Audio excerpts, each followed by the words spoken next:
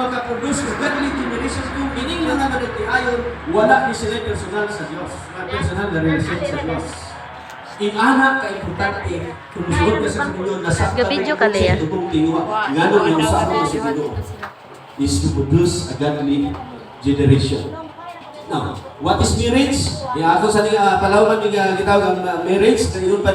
Marriage is not just involved in emotion, but ingon pa diri, it is a form of worship. Dili kini kami nyon, dili lang ni siya nga emotion na nahigugma ka dito sa imong bana, nahigugma ka dito sa imong asawa, dili lang.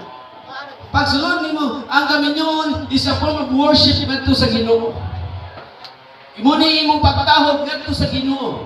Pagsulod nimo sa kami nyon. Muna nga ibutang sa imo muna. Kini nga kami nyon pero dili ni kami nyon kita-kita lang. Dunay Ginoo ani. Umito na nga,